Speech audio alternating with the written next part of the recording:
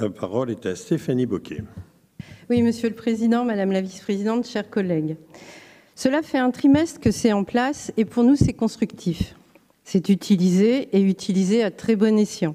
L'idée, c'est vraiment de se sentir bien quand on est au travail. Ce sont les mots dans La Voix du Nord en mars dernier de la directrice d'une association roubaisienne, Lara, qui expérimente depuis janvier le congé menstruel. Se sentir bien au travail. Cela peut rapidement relever de la mission impossible pendant la période menstruelle pour beaucoup de femmes et de personnes menstruées. Les règles peuvent avoir un véritable impact sur la santé. En France, 15 millions de personnes entre 13 et 50 ans sont menstruées. Nous avons nos menstruations en moyenne 2250 jours dans nos vies, soit plus de 6 ans. 6 ans de souffrance et de tabou pour un grand nombre d'entre nous. Selon l'IFOP, 48% des Françaises souffrent de règles douloureuses. Selon la même étude, 19% ont renoncé à aller au travail à cause de ces douleurs. Les chiffres sont éloquents. Une femme sur 5 souffre de crampes sévères.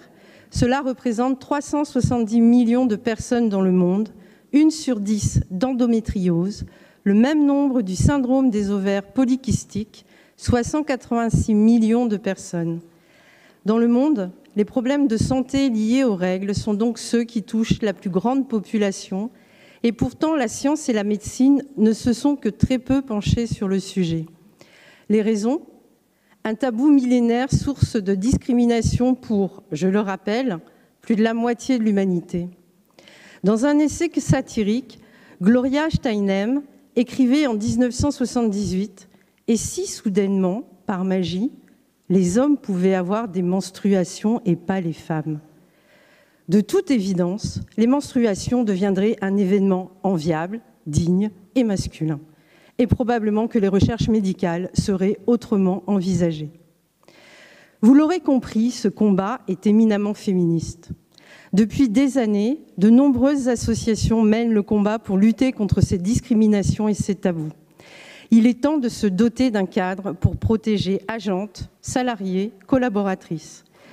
Monsieur le Président, Madame la Vice-présidente, chers collègues, par cette motion, nous, le groupe écologiste, le groupe communiste, le groupe socialiste, proposons que le département du Nord s'engage à interpeller le gouvernement quant à la mise en place d'un congé menstruel pour l'ensemble des salariés du secteur privé et l'ensemble des agentes des fonctions publiques territoriales, d'État et hospitalières ne pouvant effectuer leur travail, et expérimenter la mise en place d'un congé menstruel pour les agentes du département du Nord bénéficiant d'un certificat médical attestant d'une incapacité à effectuer leur travail du fait de règles incapacitantes.